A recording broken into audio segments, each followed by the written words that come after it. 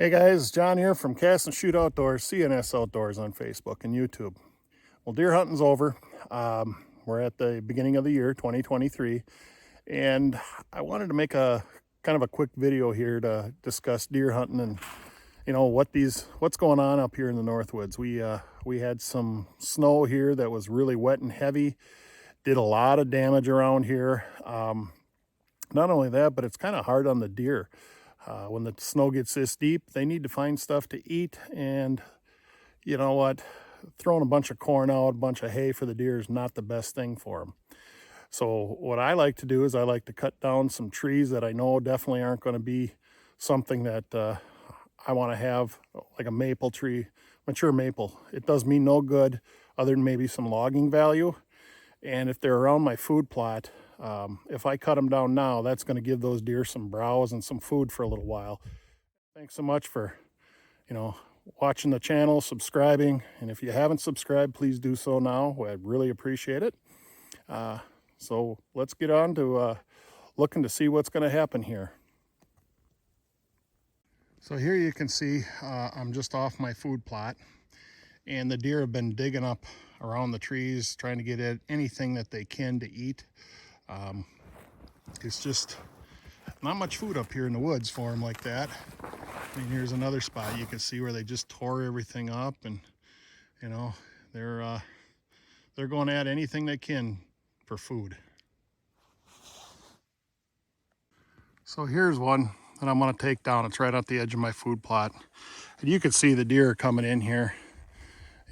Right there, they're digging up, trying to get some food out of there. Just anything that they can find. Way over there, you can see they've kind of dug up a little bit there too. So what I plan on doing is I'm going to be dropping this tree and trying to provide some food. Now, sorry you're not going to be able to see me drop this, but didn't have a mount that would hold up in the snow. So we're going to take her down and let the deer eat those tops off. So here's that tree that I was going to cut down in a food plot right there. You can see at the bottom, right there, I was cutting her. Had my notch, everything. And it doesn't seem like it's very windy out here. But trust me when I tell you, it is just enough wind. And what happened was, I'm by myself here, and you always want to be careful. A little bit of wind kicked up, that tree started to roll.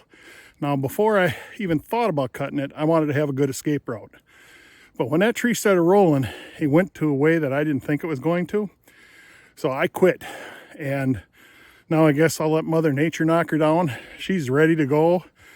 Nobody who's going to get hurt with this one when it does fall. It's in the food plot. So, you know what? It'll come down in the next good wind. It's that close. But for me, I wanted to be safe. So I'm backing out and just wanted to make sure you guys understand that. Always have somebody with you. If you can't, well then, make sure you're safe. So here you can see where the deer are coming and going, and you can do all this scouting. There's a good sign. Excuse me, good sign. I call those wood raisins. But you can see the deer traveling down my logging road pretty good. So this one wasn't ideal, but I'm trying to get some trees to grow up in this little area, some fruit trees. And this is one of the trees that was taking up room. Granted, it's not the ideal place to leave it for the deer, but they'll find my fruit trees, but they've already done that. So I thought, you know what, the heck with it. Let's put this one down and leave the tops up for the deer. So you can see, this is where I cut it from. And I'm just leaving this for the deer to eat, these tops. They need that. You can see there's one of my fruit trees right next to it. Again, I know it's not ideal, but I went and I looked, and those deer already nipped it off where they wanted. So it's not making a big deal at this point. And, something that the deer can chew on for right now. They're at the edge of my food plot. They're taking up sunlight. So I wanted these down, and this will give the deer something to chew on until spring when I'm ready to throw them off to the side or grind them up. here's some good insurance, you know, when you're going to be cutting trees. Get yourself a good pair of chaps, and then a helmet here with some ear protection.